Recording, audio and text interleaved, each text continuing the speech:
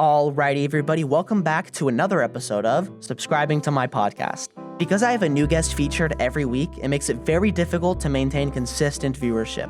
So if there's one thing that you can do to support me or the guest featured on the show, it's by interacting with my channel in every way that you can. You can always decide to unsubscribe later if you decide that you hate me or my show. With that plugging aside, enjoy my discussion with Braden Fels is the current IRHA president at Iowa State University, which is basically just the student body that governs and represents a lot of our residence halls and the people living in dorms this year. I've had a few chances to interact with him. I think he's a super funny guy, and I think he's a super great leader, too. But Braden, why don't you go ahead and introduce yourself and tell some of the viewers some important things they should know about you. Yeah, definitely. Thank you. I'm super looking forward to this. So like you mentioned, I'm the president of the Inter-Residence Hall Association here at Iowa State. I also serve as the director of residence life for student government. I'm a junior. I'm majoring in political science with a minor in leadership studies, and I'm looking to go into student affairs. So I as they say, I drank a lot of the student affairs juice, maybe too much of it, and now I'm fully committed to being housing and whatnot, and I'm really looking forward to it. What does that look like? Like, what is what is interesting to you about student affairs? What does that look like when you're telling me that you want to pursue that? Definitely, yeah. So when I came into college, for the longest time, I wanted to be a sports broadcaster. All throughout middle school and high school, and we had like a TV program in my school and whatnot, and I was like, I'm going to really do this. And then I looked into it, and I was like, I'm going to be in some random small town for 45 years and never get out of it. And I was like, okay, well, I really like education, so history was a subject I did best in. So I came in, and I was like, you know what, let me do history education, and I'll do that. And then my mom's a teacher. She's an elementary school teacher, and just the stories she would talk and just the stuff you'd see on the internet or whatnot, I was like, ooh. I was like, education seems really difficult. I was like, being in the classroom all the time and dealing with all these nuanced issues that our students are facing was something that I was a little like, okay, well, let's see. And then my history classes, I was like, all right. I was like, yeah, this is interesting, but I can Google all of this and figure it out. And I was really involved in a bunch of stuff throughout high school, and whether it was in the school or not, I mean, I'm an Eagle Scout, all this kind of stuff. So coming into college, I was looking for something to do, and I joined IRHA as a representative for Willow Hall. And then in November, the vice president position opened up. And I didn't really consider it. I was like, I'm just a freshman. I'm like, I've got no shot at it.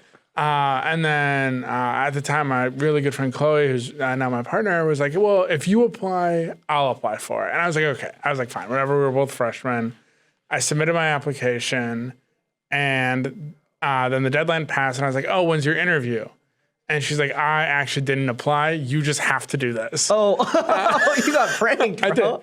I did. And I didn't see it coming. I was so convinced that she was going to be doing this. But from that point on, I started getting that student affairs side, whether it's working with students in different halls and interacting with different campus administrators and stuff like that. And I was like, oh, this is really fun. I was like, I'm still able to do that education piece that I love doing, but I'm not stuck in a classroom lesson planning where I get to more work on developing relationships with students and developing student needs and seeing what's happening and how we as an organization or how I could work to try and solve issues. And, it could be stuff as small as, for instance, last year at one of our meetings, we had a student who was really upset that they didn't have Granny Smith apples in the dining center. Right. Was okay. like incredibly frustrated. He was like, I just really want that.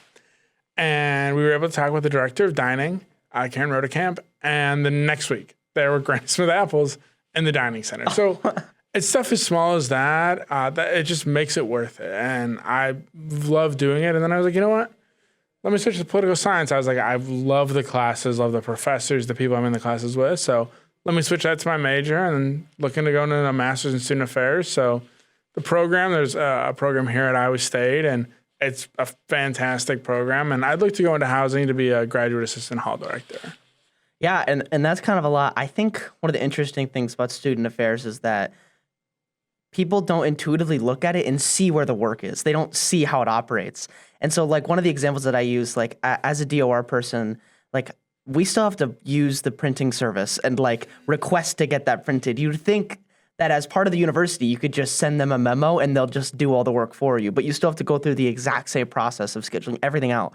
And I feel like people don't understand how complex, like, actually working in a university can be. And so you've been doing DOR for a while. What does working with DOR look like? Like, what are some of these things that you're doing? You're getting people Granny Smith apples, but what are some of these other things that you're doing? What are some of these processes that you have to work around? Yeah, I think the first thing was, I don't think when I originally got involved, I realized how big of a process it was. I was like, okay, we got a hall director, and then I'm sure they all report to one person, and then there's just one more person, and that's it. But I mean, we have so many employees, from all our custodials and our maintenance and all of that kind of stuff. So it was super interesting kind of seeing the full side of it. Some of the projects that, we've been able to do. So we work, again, a lot with housing and dining and all that kind of stuff. So last year, there's a big issue where people were really not happy with dining food, whether it was chicken that appeared to be undercooked or all of that kind of stuff. And dining wasn't able to find out about it because they're not on the student Snapchat stories, right? Right, where all the news happens. Exactly. Right. The number one news source of all Iowa State students. So we worked with dining and established a feedback QR code that we got put up in all the dining centers and whatnot. So if students had a negative experience, it went directly to their team, opposed to the dining team hoping that someone screenshotted a negative post on a Snapchat story and then gave them that feedback. On the housing side, we've worked really closely with the business administration side and with student government on getting the roommate compatibility form up and running. A lot of colleges have it. For us, it was always just random. All 3 years, I've actually had a random roommate, haven't roomed with a friend or whatnot. And it's one of those where I've had a great experience with it all 3 times. But I know there's a lot of people who didn't. And you hear the horror stories of roommates and whatnot. And just being able to work with that so people coming in could put some preferences down, because obviously you don't want someone who's a night owl rooming with an early bird and then they fight all the time and stuff like that. So it's just stuff like that where you're able to get some of those processes done. But back to your point, I like that printing services. It's the minute things that you're like, oh, well, there's no way that's that much work. But then you really break it down and you're like, oh my goodness, there is so much work to go on this. The service requests, right? Oh my gosh, yeah. Well, it's like, why as IRHA, do I have to reserve a room with the Memorial Union like 4 months in advance? Like, shouldn't I just be able to stroll in and like use it? Exactly. That's one of the things where it's like, I never thought about having to reserve a room or stuff like that. And then my advisor was like, hey, do you have rooms booked for next year? When I was going into my second year as vice president, and it was like July, and I was like, maybe, I don't think so. And you looked at it, and it was a bunch of hopscotching around rooms then for us. So we got to really explore the Memorial Union, which is awesome. It's a super cool building. Right. But I definitely did feel bad for our members who were like all freshmen. It was like their first month on campus. And we're like, yeah, we're going to be in room 3280 this week. And they're all like group meeting us, like, where is that? I can't find you. But yeah, stuff like room reservations or like P-card transactions. Are brutal. Oh my gosh, yeah, the 4 treasurers of every building. I have so much thanks for our finance people.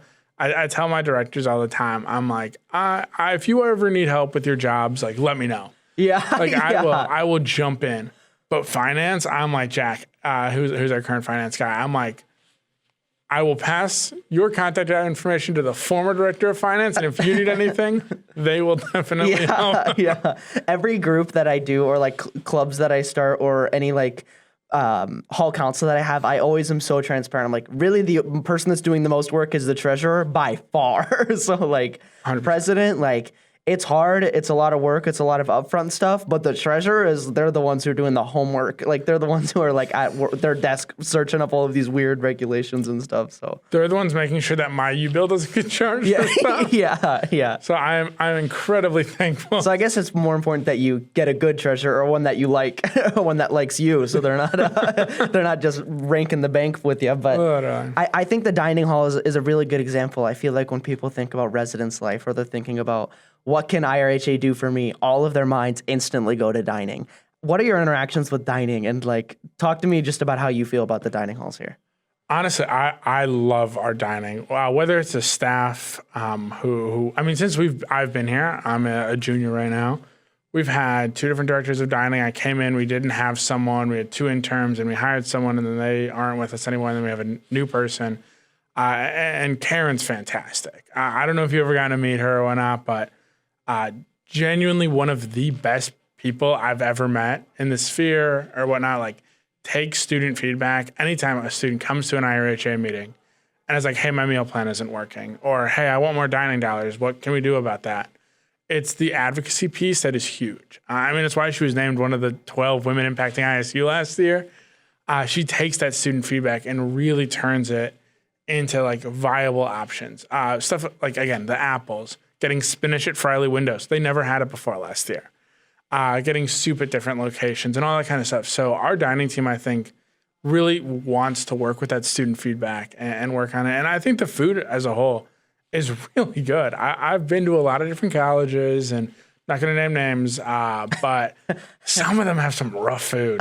I know there's definitely been a couple times where I'm on Grubhub or whatnot after leaving the dining, and I'm like, I'm going to need something. But I really like our dining food. I think we've really made an effort in the last couple of years, and part of it's been us working with dining, and part of it is just their team wanting to create more inclusive dining options for all.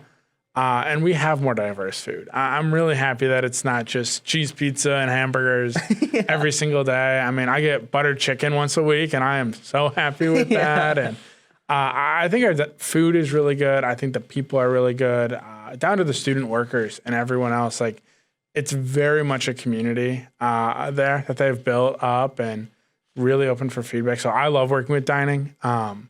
Yeah, I mean, also they have samples sometimes, which I really like. Yeah, especially at like those late night Memorial Union stuff. Like, that's really good. I think that people are way too big of haters on ISU Dining.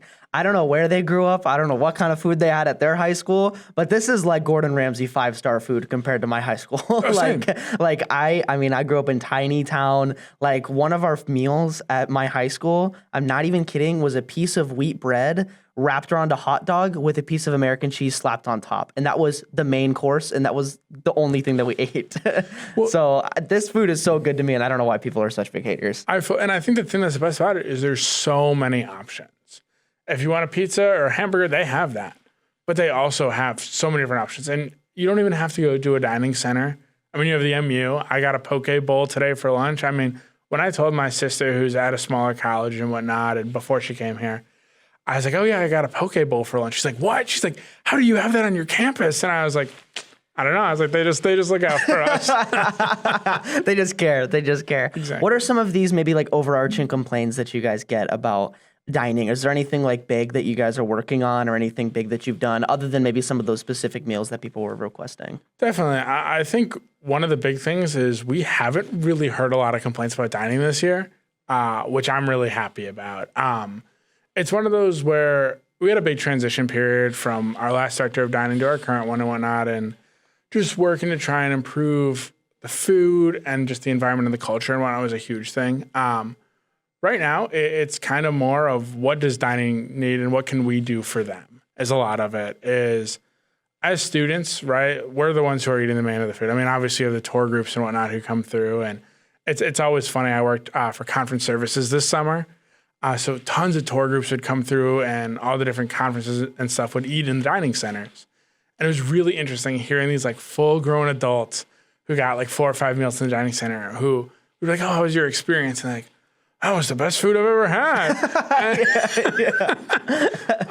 But yeah, I mean, it's right now for changes in dining right now. We're just trying to advocate for them and what we can.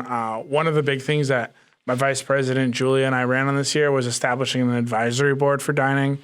Obviously, a feedback form is good, but how many people are going to really stand at the dish line and scan a QR code, right? Like, we get a good amount, and it has good interaction, but there's really nothing better than getting that face-to-face feedback. So I believe we're looking at launching it in the spring semester of an advisory board with some of the upper people on the dining team, some people from IRHA, all that kind of stuff. So students can come to that and bring their feedback. And whether it might be a recipe change or new food that they want to get included, bring that up so then dining can look into it. And it's not as much of like, oh my goodness, I really want this food, or I think this food would be better if it was served this way or whatnot. But they don't have to like feel the fear, I guess, of like filling out a QR code or sending an email and stuff like that. So I think working to get that established is going to be really huge for us. We had it my freshman year. It was me and then 5 grad students. I was the only one who lived in a residence hall. That's really bizarre. It was, me and 5 Freddie Court residents.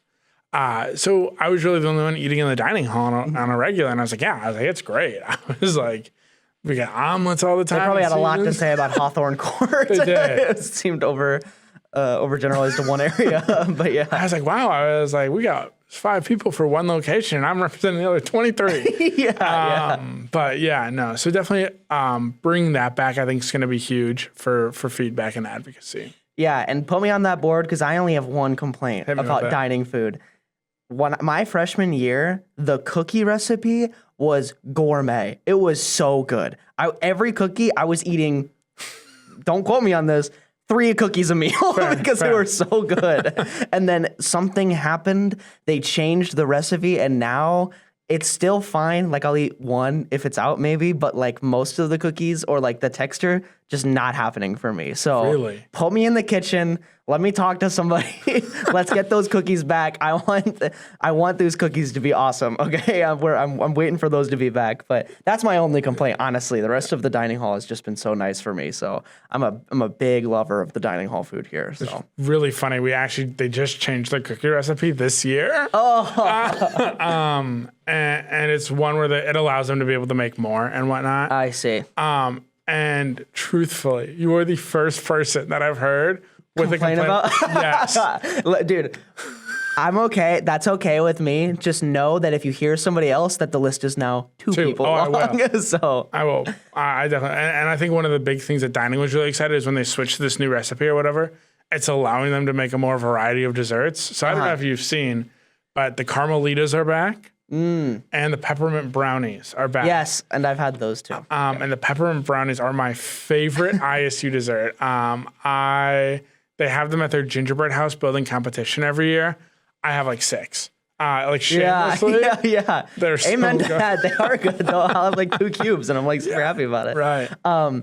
That's interesting too about, I guess, like the logistics of making food. Have there been like complaints that you hear a lot, maybe in the past couple of years, that they've just said no to for some particular reason? Like they've been like, sorry, logistically, we just can't do this because of this or something like that? Very rarely. Very rarely. Right. And it's only for stuff that's like kind of crazy request. Okay. For people who are like, well, why don't we have more premium seafood? Yeah. And you're like, well, you're a college dining center. Yeah. We're still one of the best. And I think it's one of the things I was talking with our dietitian earlier this week. And so I don't know if you know, but our special diet kitchen here is a gold standard.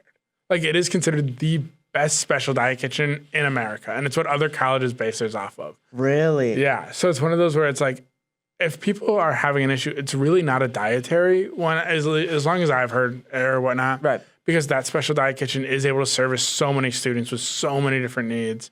I know one of my friends has like 32 allergies or some crazy number like that.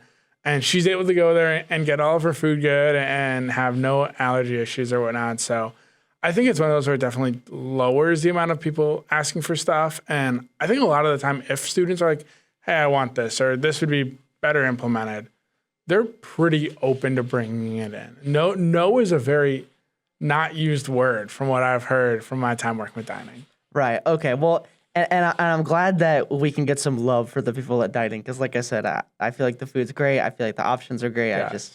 I mean, sometimes, it's a rough day where they're not serving all the stuff that you want, but that's because they're serving 10 things and you're kind of picky. You know what I mean? Yeah. It's not necessarily that they're not serving the things that you need. So, but as far as, I guess, like dorm life, so that's like probably the biggest thing that you guys work with. What are some of the goals that you had for living in a dorm? You talked about the roommate agreement or the roommate matching system. You talked about some of those things. What are some of the things that you're doing for residence life right now? I think one of the big things for residence life right now is we're just trying to work to make it as good of a place for people, right?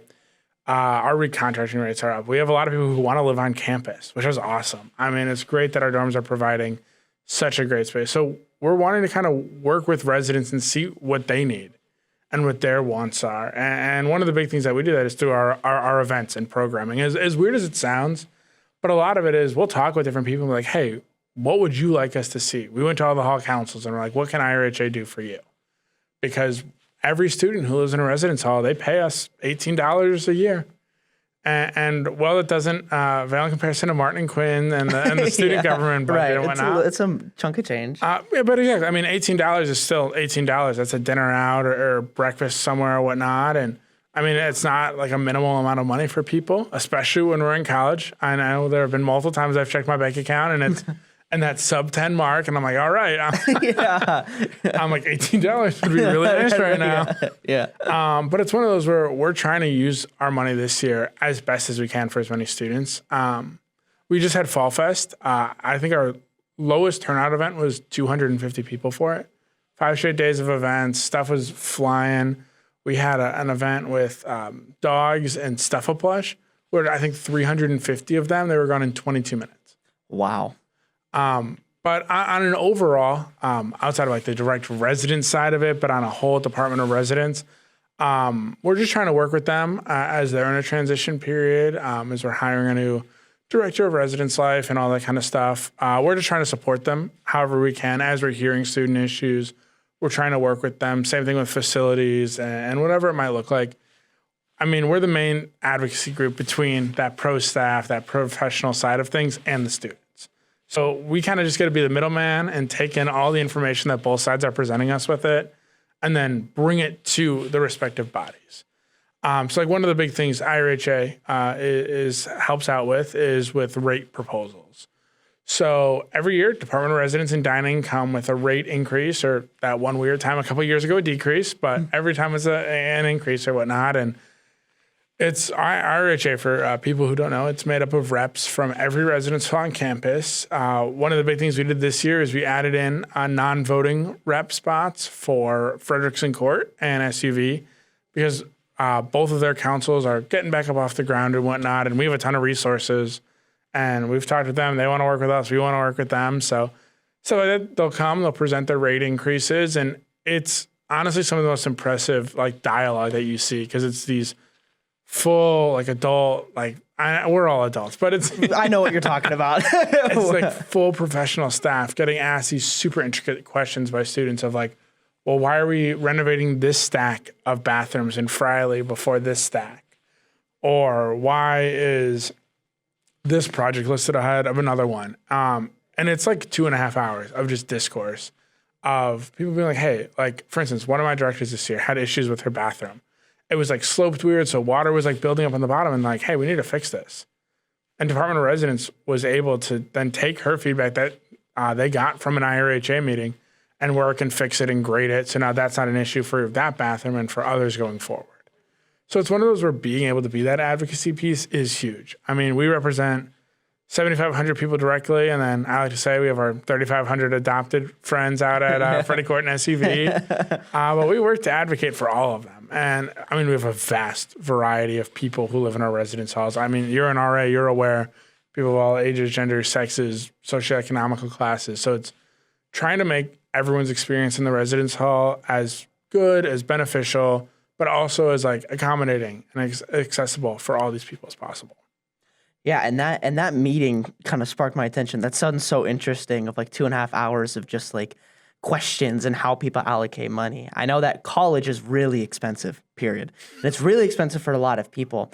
And for me, I'm a very optimistic person, so I can kind of see where all that money's going, and I'm pretty happy about it. Yeah. But I know for a lot of people, they have a lot of questions. They have a lot of concerns. They're like, I don't know why I have to spend this much money to live in a place with no AC. Like, I just don't get it. Being on this end, getting to watch people talk over these things, where does this money go? Where does this money come from? Why does it cost this much? I think a big part is, I mean, as a department, we have a lot of old buildings, right? We have 3 residence halls that have been built more recently than 1965. So some of these older buildings, they have maintenance that needs to be done and whatnot. And it's one of those things that we really encourage our reps. When we know that meeting, we have it circled on our calendar for the full semester and hammer into our reps of like, hey, bring this to your hall councils, bring it to your floor councils, bring it to you on your floor of what can we be doing? Like, it's one of the meetings, obviously, IRHA meetings, as well as most student organization meetings, anyone can attend. But for that meeting especially, we really encourage, because you don't have to have a seat at the table to have a voice. And you're able to speak on how you feel. And if you feel that money should be allocated in a different way and whatnot, then that's your right to voice it. one of the things that then happens with it is we have a first week of presenting and then a second week where we vote on it. And we vote to either approve it or deny it. And then Department of Residence and ISU Dining will take that feedback to the Board of Regents and will say that this was like student approved. Because we're not student employees. We're not like an RA where you guys are contractually obligated under or whatnot. We all just do this for the fun of it, right? Mm-hmm. So they're able to take that and then go to Board of Regents. And a lot of it is the advocacy piece and that sitting down for long, long hours and looking over the different needs and wants of students and weighing the different options of, obviously, we want to keep college cheap. I've talked with Director of Affordability, Bob Carver, for student government. I'm like such a smart dude, especially when it comes to affordability. He knows so much about it. And it's one of those conversations that we constantly have of like, how can we make sure that our facilities and our residence halls and all of this stuff are meeting the needs of students today, but also working to try and keep it cheap. Because, right, like you have students, I've been asked multiple times, why am I paying $5,000 for a place where I don't have my own bathroom and I don't have AC? And it's one of those where you have to explain to them. And it's having those conversations with students of like, well, let's talk about this. Like, let's work through it. Let's see what we can try and do. Let's see if we can try and find a solution. I mean, all that different stuff is something that I really enjoy doing, is that advocacy piece and the being able to like, hey, to whoever I'm talking to in Department of Residence, I have a student who's talking to me over in Friley or in Wallace Wilson or whatever that raised this concern. What can we do about it for them? How can we assist them? Because at the end of the day, that's what we do, right? We're here to help people.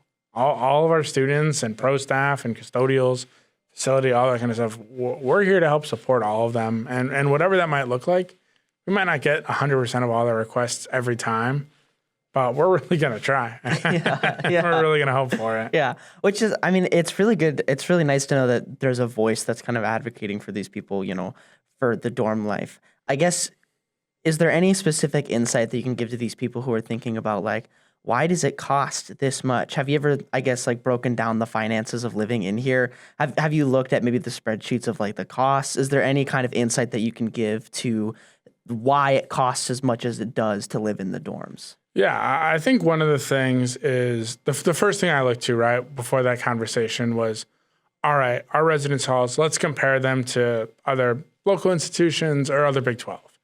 As of last year, before our rate increase went through, we were second cheapest in the Big 12 in dorm rates. The only ones cheaper than us were Texas Tech and BYU. So it's one of those things where I looked at that and I was like, okay, well, that's a good sign, right? There was UT Austin. Their dorm rate was $12,500 for the year, which is crazy. Yeah. Which is nuts. Yeah. So that was the first step. Well, I was looking at the comparison, and even in local non-Big 12 schools, so Iowa, Illinois, Purdue, we still rank near the bottom of dorm cost overall. One of the big things is since COVID, right, everything's more expensive. I mean, from especially construction and labor and stuff like that. So it costs more to meet these accommodations that students want, right? Obviously, no one in the Department of Residence is going to sit there and say to you that they don't want AC in the dorms. All of us want it, right? All of us want the nicest bathrooms and the nicest amenities to every student.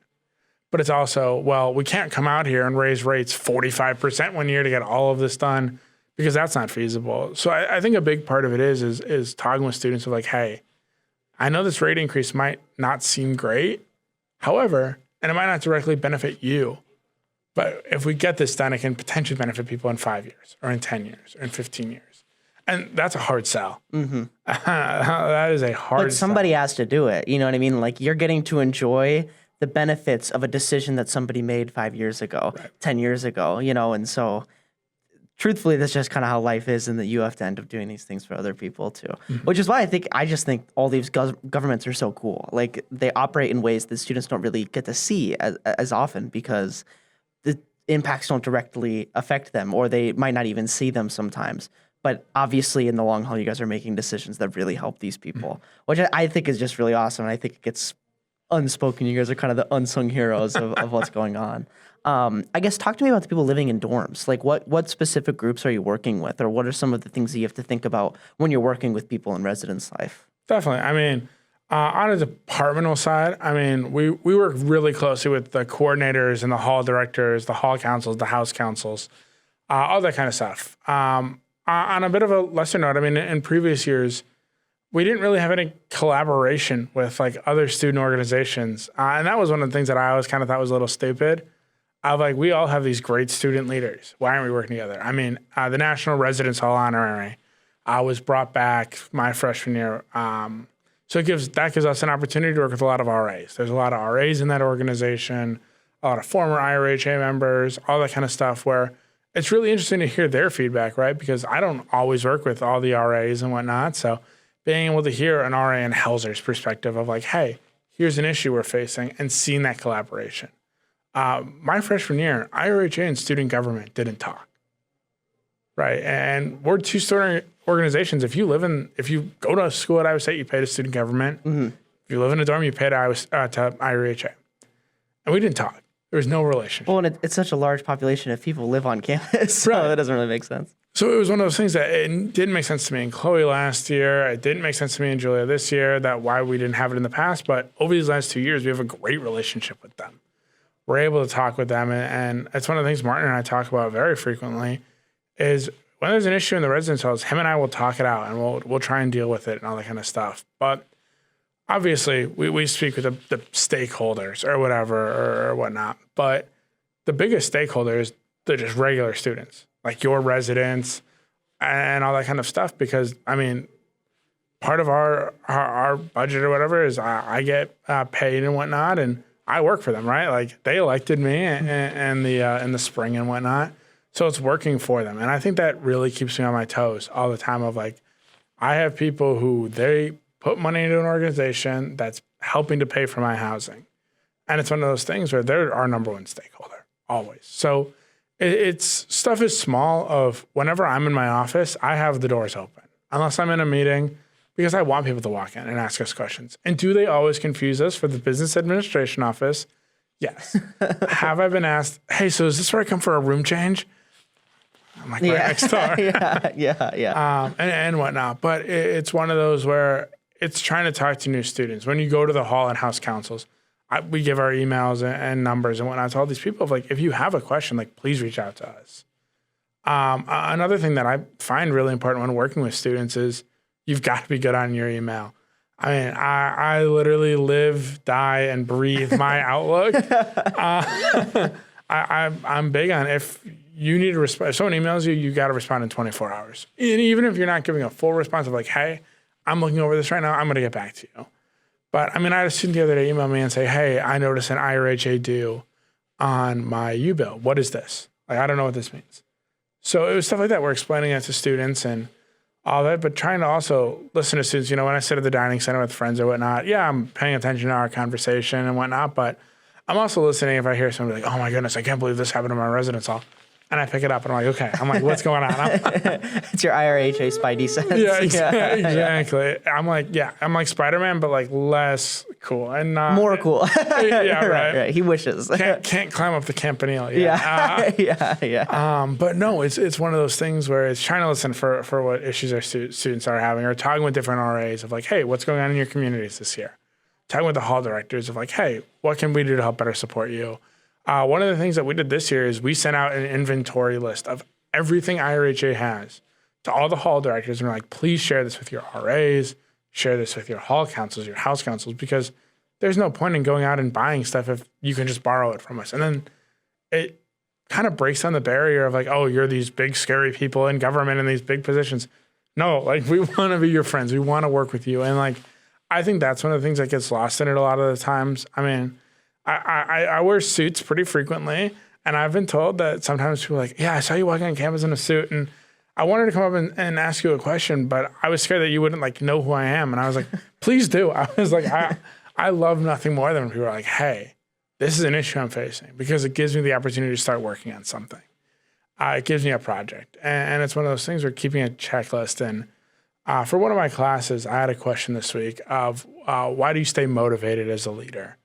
And I think it goes back to the point of like solving those student issues and helping those like stakeholders and these students and all their issues and trying to resolve them. That keeps me motivated, right? If everything was good and perfect and no one had any complaints, neither of us would have a job, right? They wouldn't need us, but we do. We have student issues always. So it's trying to work with them and learn what their issues are. Because again, back to the point about dining earlier, housing, we're not viewing your Snapchat stories to see what's broken in your dorm or whatnot. So when you're able to come to us and be like, hey, I need this fixed, or this is an issue, letting us know so then we can then advocate, or the people in the room who are those pro staff can hear and be like, oh, let's work on this. Let's get going. And I think that's a really special thing about trying to incorporate all the student feedback.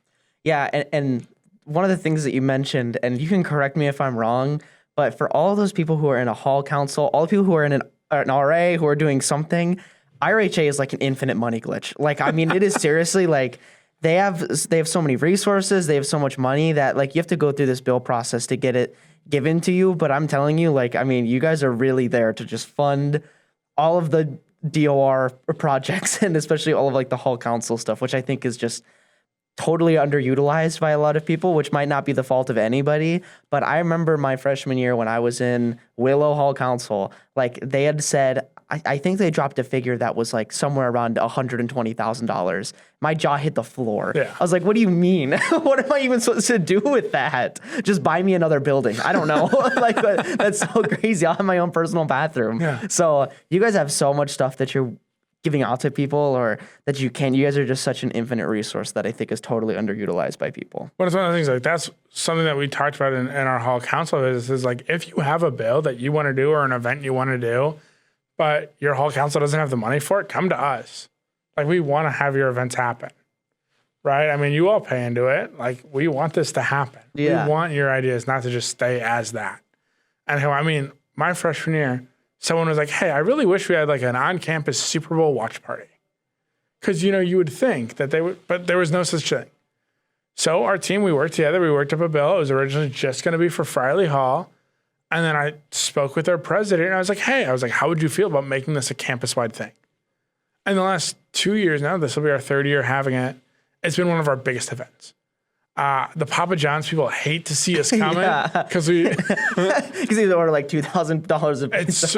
It's nuts. But it's one of those things where taking those bills and those ideas, we want to make them happen. They're fun for us. Otherwise, we wouldn't be doing it. But like, I love seeing these events happen and whatnot. So yeah, we want hall councils and house councils and RAs and whatnot. If they have an event, really the only disclaimer is it has to be open to everyone on campus or everyone in a residence hall. As long as that's the case, we're willing to hear you out. Yeah, and that's something too. And this is something that I tell all of my people, like, we have to pay this money anyway. This is something that I really appreciated Martin and Quinn's government stance on, is like, you guys have to pay into this. Let us please just spend this. Like, please let us use this, because if it just sits, then like 4 years later, you just lost, in IRHA's case, you just lost like $80. You know what I mean? So you better be spending it. Otherwise, like, it's just getting burned. Exactly. And that's my thing. It's like, we want to spend the money, right? It's not like it's going to be any different. If you don't, it'll just roll over to the next year and then people can spend it. So yeah, we want people to bring these bills. We love when people have ideas. And it's one of those where we have people who don't want to make that full commitment to being an IRHA member and coming to a parliament meeting every week and whatnot. So we have an events committee. It has, I think, 20 people on it or whatnot. And some of them aren't parliament members. Some of them are just hall council people who want to help plan events or have really good event ideas. And they go out, they help our two directors of events, and they plan great stuff. And it's awesome to see. Yeah, and we all love getting the free food on campus. Like, when you're just walking around, it's like, hey, the other day I just walked out of Maple and someone just handed me a bag of apples and Gatorade, and I was like, oh, thanks, bro.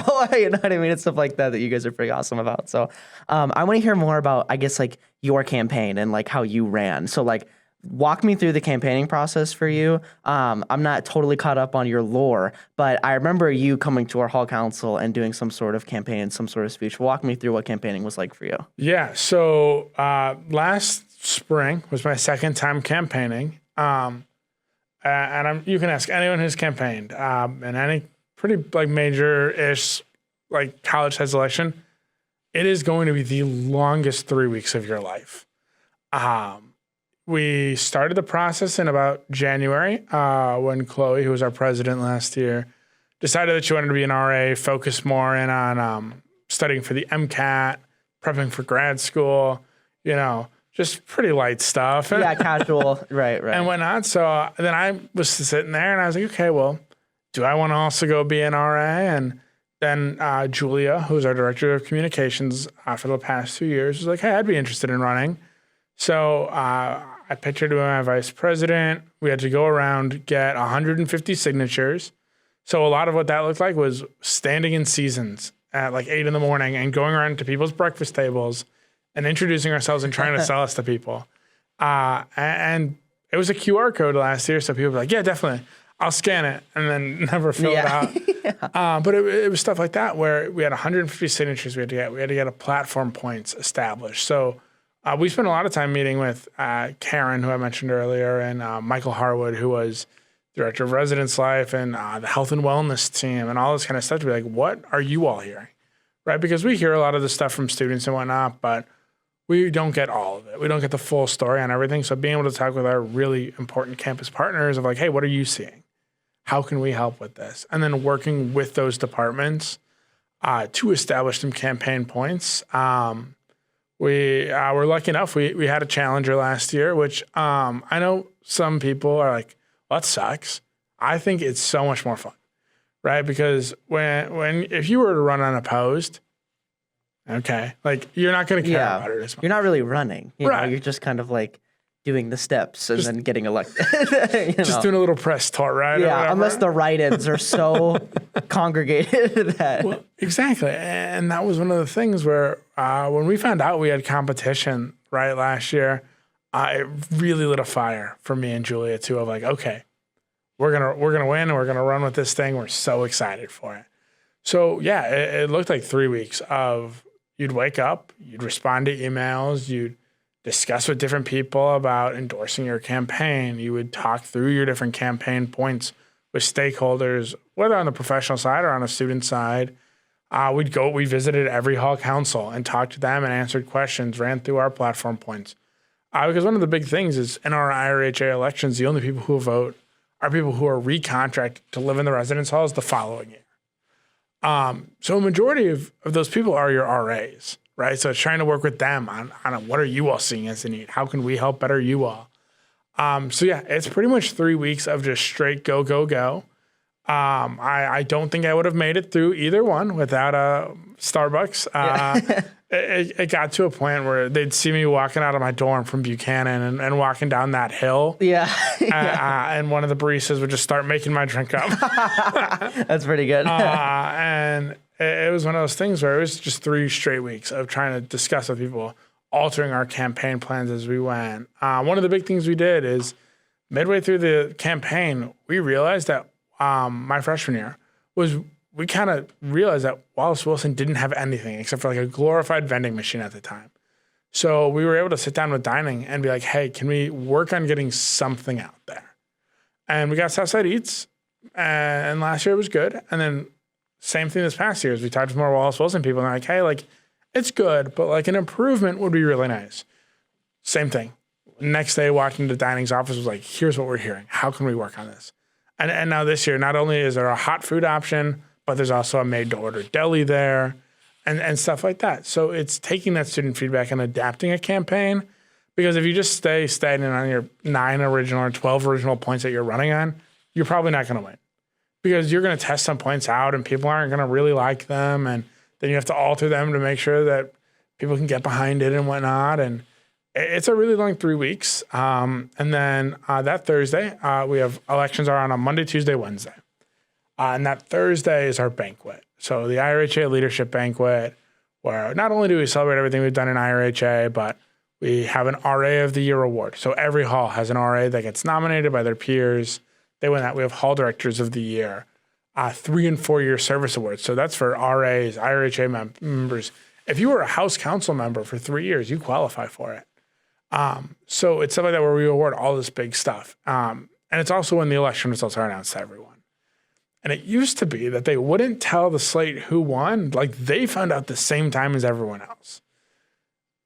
And then it turns out that isn't a great idea, because people spend those 3 weeks doing nothing but IRHA. Mm-hmm. And then if they find out in that moment that they lose, it's crushing.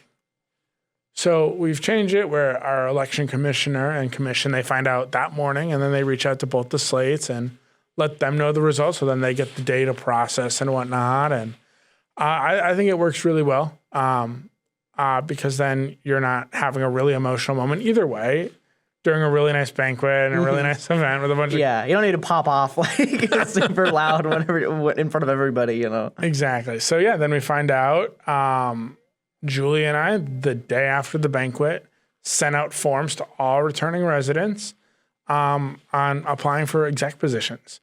After you win, you send that out. You spend a week collecting responses, do a week of interviews, then hopefully you get a full team filled by summer because you can't really hire new people over the summer. It's a little hard. But yeah, it gives you the opportunity then to do team bonding over the summer. We do a Zoom meeting and whatnot. We all just chat and whatnot and get to know each other. I mean, we were really fortunate. I think the hardest thing this year was the interviews. There's so many qualified candidates for like everything. We had a position open up at the beginning of this year. The person we had originally hired got picked to be an RA, and she's killing it out there. But we're like, okay, well, we have to fill this position. We had 49 people apply, and it was like 40 like great applications. I was like, oh my goodness. I was like, how are we gonna like pick this? So we interviewed 40 people. Oh my gosh. And did on a rubric, and then we had two people tie at a perfect score. And we're like, well, we could just hire one. We're like, but we don't want to lose one of these candidates. So we hired both of them, and I mean, they've been killing it, but it's just really good seeing the amount of involvement. I get term limited after this year. Dang, you're getting cut off. I know. They put it in the bylaws a couple of years ago. You can only serve 2 full years. But I'm graduating at semester next year. So, I mean, I'm kind of ready. I'm ready for some new people to come in, some new blood. Because, again, I mean, I want to do residence and housing for a while. I mean, it's going to be my master's program and my livelihood and whatnot. But I think it's really good when you have change. I think if I were to stay another year, it would be like, okay, this is 3.5 years of Braden's leadership style and his philosophy and all this stuff where I'm really excited for some new people to come on in. I'm really excited to see some new people take charge and build it to be their own thing. Because, I mean, that's what it's about is every president and vice president and director, they have their own things that they want to accomplish. They have their own way of reaching students. And my way might not be the best. There's definitely someone out there who can do it better than me or can reach to different communities more than I can. I don't know. It's an excitement for elections this year. Mainly really excited I don't have to campaign again. Standing out, tabling, and passing out candy and buttons in like 30-degree rain is awful. So happy for that, but also really excited to see kind of what a new era is going to look like. Well, and it's nice too that like you get one semester to kind of meet these people, to interact with them. You're not just dropping off the face of the planet after you graduate and then like everyone has to rebuild everything. Like you kind of get to mentor somebody, whoever's taking your place or something like that. There's an interesting thing that you had said about your campaign that, you know, sometimes you have to drop some points and sometimes you have to pick up some points if things aren't working. Were there points that you had maybe in your first 2 elections that you thought would be really big and then you talked to people and people just weren't excited about it or they disagreed with you or anything like that? Yeah, there've definitely been a couple. Nothing massive. I mean, all of our major campaign points have stuck pretty well through. There have been a couple things that we've brought up. I'm trying to think of them off the top of my head. Yeah, this is a very specific question. Stuff like we had considered originally floating around like increasing the amount of representation in IRHA or changing it to it being a more Senate feel where every hall gets the same amount of people. And that after talking with people in the org and stuff just never really took off, which I think is for the best. I think the way our representation, it's one person for every 250 residents per hall. And then we get 4 at-larges and then 4 student government senators. So we really get a good variety of opinions and voices and whatnot, which I really enjoy hearing. Nothing massive really that's been dropped. I mean, outside of some minor stuff that after reflecting in a post-election or under new leadership, you reflect on something that you really want to do.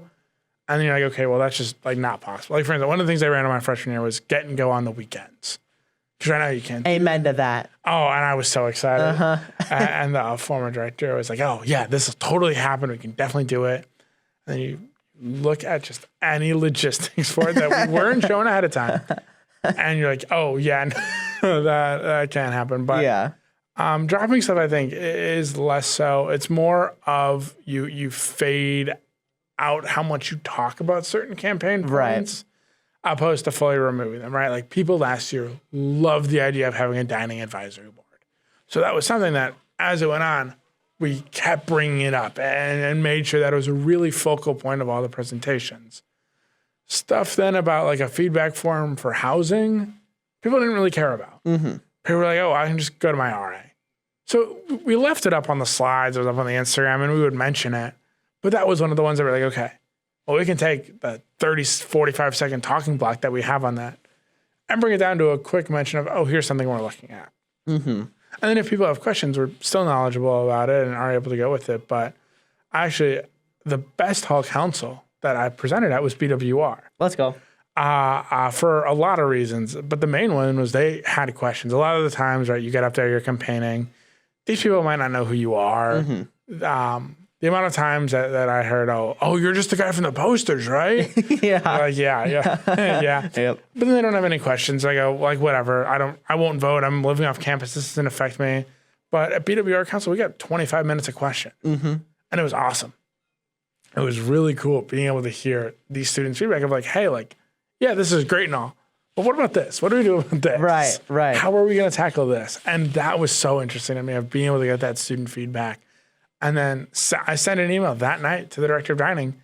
The next morning, it was like a 17 email chain of her emailing all these different people, trying to connect all of them and whatnot. And it was awesome. It was really, really good. And it's really awesome that you're energized by questions like that. Not that I'd imagine that a lot of people who are elected are going to be like, those people asked a bunch of questions, you know what I mean? But it's still nice to know that like, not only did you get these questions, but the next morning you were like out Googling and like trying to figure out how I can like make these things happen. There's a big piece of, I don't know, maybe controversy or discussion happening with the RAs, maybe at the beginning of this year, that revolved around payment, about how much money we get paid. Did you hear about this? Do you get involved in this kind of stuff? Or Yeah, I heard about it briefly. Obviously, I don't super work on that side of the deal. I heard about it, but I trust that between Rat, who's really good, Jamie's a great, I really like him. I think he's a really good president, a good advocate and whatnot. And the hall directors and the other RAs, and then the pro staff, right? I think it's definitely a good conversation to have. I wasn't involved in the conversations. Briefly heard bits and pieces here and there, but I trust the teams. I know that they'll be able to work it out, and I know that's probably like the political sounding answer or whatever, the dodging of a question, but it's truthfully one of the things where I didn't get any meetings about it, right? I really thankfully. There were other people who are above me, and they dealt with it. And it's one of those things where obviously we want to advocate for the RAs, right? Because they're who make stuff go, right? I can't sit down with every resident and get community points and engagement points and whatnot, right? I don't speak to every resident as much as I want to, but the RAs are the ones who interact with all these people. They hear the real issue. So we want to keep them happy, right? Like that's super crucial, but it's also trying to navigate the issue and all that kind of stuff and trying to find a solution that works well for both sides. Yeah, and that's one of those things too. I think that conversation was really interesting to me. And like I said, I'm a generally pretty optimistic person. To me, being an RA is probably the best paying job on campus. And I think that that's almost objective. I can maybe look at the numbers a little bit. And I'm not a very negative person. So I was kind of frustrated at how that conversation went because it all came from this root that we aren't getting paid enough. But truthfully, for the amount of work that I do in my specific dorm building and then the amount of compensation I get through the form of literal just direct stipend, also like getting paid to live there, getting paid to eat food, like getting my housing and dining paid for, and then all of these other random amenities like free printing, like access to a bunch of working materials, stuff like this. I just feel like it is such a good gig. And it was kind of frustrating to hear a lot of complaints about it, but I was just very interested in kind of what your interactions with the RAs are for that. I think one of the interesting things is when you look at it, it's crazy, right? Like I was at a conference a couple weeks ago, and it was with a lot of pro staff and whatnot. So I was one of the only undergrad students there, but RA compensation was something I asked about. I was like, oh, what are your, I mean, there were schools where the RAs don't get compensated at all. Yeah. It's just a nice, like a thumbs up. They don't get a way. stipend. Yeah, they don't get anything. Well, there's some schools where their RAs don't get their full housing covered. Whoa. Okay, I see. Or a meal plan. Or they might get their housing but no meal plan or stipend. So it's one of those where definitely trying to navigate it all and whatnot. But yeah. Well, it's hard because, there's only an amount of funding that you can give to a certain amount of people. But, I mean, the platform point that I've been running on for just personally for the last 2 years is that, like, every single human should be applying to be an RA. I agree. I really do not see a reason as to why you wouldn't benefit from free housing, free tuition, a forced social community and network, a bunch of resources, like pro staff guiding you, just a ton of stuff for being an RA. And your rooms have AC, like all of these amazing qualities of being an RA. Obviously, we have an extraordinarily long list of people who are waiting to be an RA. They're on the wait list. They didn't make it for the first rounds. So I'm incredibly thankful, but that's why that conversation was frustrating. But I know, definitely that's one of my regrets is never being an RA. I mean, I was still able to work with housing, but in a different capacity, obviously. But definitely, yeah. Everyone who asks me, all my parliament members are like, I don't know. Thinking about living off campus, but I kind of still want to be involved in like being RA. I'm like, apply to be one. I will be a reference letter for you. I'm like, and I think the point that you made about the pro staff guiding, we have such a phenomenal staff and such a phenomenal team, top to bottom. It's one of those things where, I mean, hall directors are great, our RAs are great, but it's even stuff down to like our custodians. Ken Meter, I don't know if you ever met him. He's a Friley custodian. I think so. Oh my goodness! Every morning he'll stop by my office and just go, "Oh, how's it going?" and checking in on me, talking with me, and it's one of those things where it's just that community sense. You won't find it anywhere else. I mean, I'm only gonna be here for a semester, so I'm making the big move to off campus next year. Mm-hmm. And it's one of those things where, I might not have super strong community in the residence hall I live in. It's gonna be weird, right? Like I still know all my RAs and I know all the custodians and the janitors and the maintenance staff. I know like different people throughout the building who are fun to see. And it's weird when you live off campus, you just don't get that like forced community that you said. Yeah. But it's crazy. I mean, there's people from my freshman year who they're best friends. Like I'll see them on Instagram and I might not talk to them anymore, but they're all out hanging out all the time. And I'm like, that's really awesome. I'm like, they would never have met each other.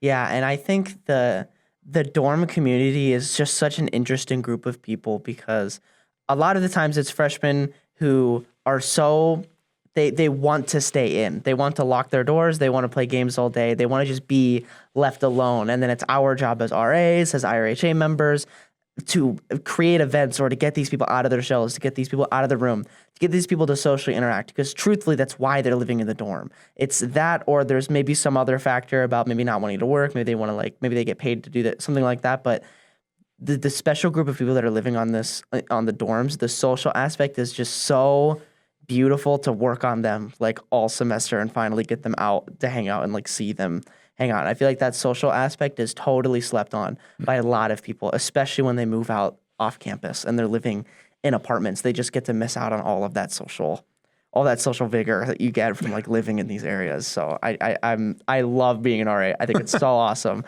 And I get a lot of heat. People are just like, you're a senior hanging out with freshmen, and it's like, well, it's not that, but like, like, well, okay, sure, but it's a wonderful responsibility to have, and I imagine that you feel that way a lot too, as like you're in your last years and you've been interacting with these people. You've been a leader. You've been on the posters for 2 years now, for IRHA, and so I imagine you get to feel a little bit of that. But I guess like, what are your feelings towards the people who are living in dorms right now? Like, how does that help motivate you to keep doing this?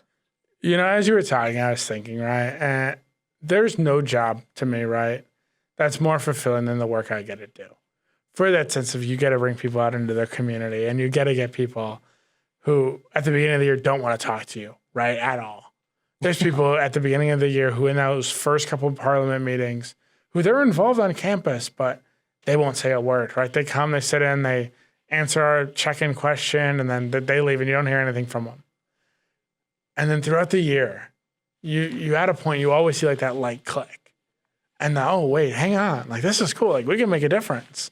We can hear what's going on and work on this. And the work that I get to do is so fulfilling. It's even on the hard days or the long days or whatnot, being able to help make a difference in at least one person's college experience, right? Like, I could go the rest of the year. And if there's one person who uses the tumbler we gave them a couple weeks ago, or if there's, yeah, right. It's me. I really like He's talking about me. Or if there's one person who goes to an event and meets a new friend, that's enough for me, right? Like, being able to be like that source of community and that source of people finding their friends is so important. And it's one of the main reasons, I didn't mention it earlier, but why I wanted to go into that student affairs life opposed to and in education, right? I'm teaching high school. These people know each other for years. I mean, you might have the one occasional new student here and there, and you can work on them community building. But when it gets to college, you have all these people who have never met. And it's seeing them grow is so beautiful.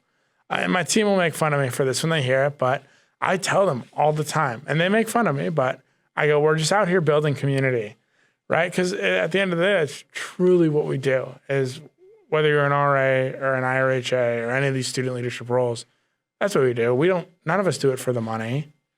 None of us do it for the pride or the connections you have on campus. Yeah. But it's such a sense of we do it because we care. We do it because we want to help people.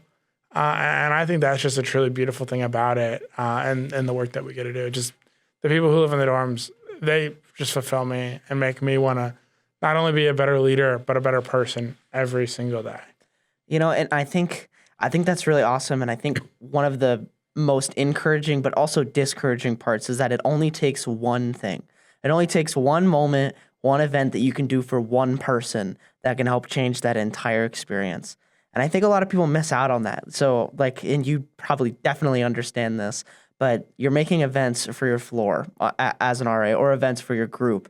And a bystander walks by and they look in and there's 3 people in that room doing that event with you. And it just looks so like, look at this guy, he just failed. Like, that event sucks, it bombed. And it's like, you have no idea not what I did, but like what just happened with the 3 people in that room. Like, the community that they'll build, I don't have to worry about those people at all. They got their one thing, like they did it. And now their entire perspective has been changed on like what community is. And now I can work on that person who walked by and thought it was lame. Now I can work on you. And I just think that you get to see all those failed events, all those times when you have those groups meeting, that hall council meeting, and it's just so awkward and nobody's talking and nobody knows what they want to do.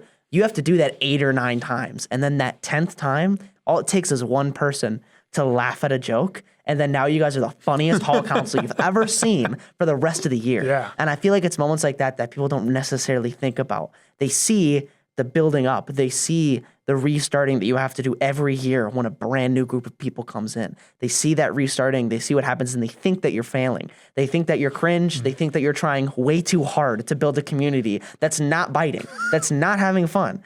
But they don't get to see the friendships or the communities that you built 9 months later. And I think IRHA is a really good example of this. But you have more funding, so your events are automatically cooler. But still, it's just a really wonderful thing that you guys get to do. Yeah, I mean, I love it. It's back to that point. It's just that 2 people show up to an event, right? And I know this year we had an event and we had the same one last year and way more people showed up last year. And my directors were like, that was a failure. And I go, no, it wasn't. I was like, yeah, so what? You had less people. I don't care. I don't manage the success of an event by how many people showed up. Because if all of us did that, none of our events would be successful then or whatever. But it's by the impact that it made on the people who did show up. And those people, I only saw smiles. I didn't see anyone frowning. I didn't see anyone in a bad mood. And even if it's something where they take it and 6 months from now, they're like, man, I have no idea where I got this from. But I like it. That's what matters to us, right? Is people having that thing that ties them to a community or 5-10 years from now. I mean, we have Parliament members now from my freshman year who are graduated and out in the workforce. And you'll see them post on Instagram that they're working a big job now and whatnot. And it's just like a sense of pride of like, wow, I was like, I can guarantee they don't remember who I am or what IRHA stands for. Or they probably think it's IHRA or whatnot. Yeah. But it's one of those things. It's like, oh, wow. I was like, I was able to interact with that person at a point. And I don't know. I just think it's really interesting. And because we are able to work with so many people, it gives us that opportunity to make that small impact on so many people's college experiences, which I really enjoy. And I think it's super fulfilling. And that's what the money goes for. Yeah. You pay that $18 so that hopefully in your year-long stay when you're at that dorm that you get an event that's worth $18 to you. And it's an investment, and I think it's awesome that you guys do that. That's a crazy thing. If it wasn't for IRHA, I wouldn't be at Iowa State anymore. I came to college. I got involved in my hall council, and I was like, okay, like this is fine. And I made a couple friends, and they were good friends and whatnot. But I was like, I don't really like this. I'm 5 hours away from home. I miss being there. I miss my family. Illinois State has such a good teaching program. I'm going to look into what it takes to transfer there or whatnot. And then Chloe was like, hey, give it to the end of the year. At the end of the year, if you still hate it, transfer. But give it to that. And then 2 weeks later, I got the vice president job, and I could not imagine being anywhere else but Iowa State now. And that's what it's all about. We're running up on a bit over an hour now, but I want to give you an opportunity to kind of close the episode out. If there's one overarching theme that you want to talk about as your closing statement, and if you want to do some plugging about IRHA or some meetings or anything that you're doing, this is kind of your opportunity to kind of close us out. Perfect. Thank you. Well, first off, I want to thank you for letting me come on this podcast. I've been really looking forward to it all week and whatnot, prepping out the outfit and all that good stuff. Right. So huge thanks to you on that. I think an overall message, and I know we didn't really super touch on it, but be kind to one another. If you see that RA with one person or two people at their event, don't be like, oh, they're such a failure. Be like, oh, I wonder what they're doing, and walk in. We're not going to judge you. We want you there, right? It's one of those things where if someone sees you in there, then maybe it'll motivate them to go in there. So be kind to people. Be open to experiences. Advocate for yourself, for your friends, talk to people, talk to your RAs, talk to your hall directors, because we all want to be here for you. We all want to work with you. We all want to help solve your issues and whatnot. As far as when it comes to plugging any events, we just finished Fall Fest, so my directors of events are taking a well-deserved nap that can be for a week. I told both of them, I was like, you deserve the time off. But we're going to have an event. Our third one will be the week after Thanksgiving break. I believe it's going to be cookie decorating. Let's go. That's what the rumor is. But as we get more information, we'll post it all out on our social media, which is IRHA_ISU. We do weekly giveaways. And I don't know when this is going live or whatnot, but bit of a spoiler, the week before prep week, you're definitely going to want to tune in. We have 2 big gifts that we're really excited to give away that we want you all to take off our hands. And one of them may or may not be an iPad. Oh. So I would highly This is where that money goes. highly recommend if you live in a residence hall to tune into our Instagram and keep your eyes peeled for that. Well, Braden, it was super awesome having you on here, and I'm excited to see what you guys do this year. Likewise. Thank you.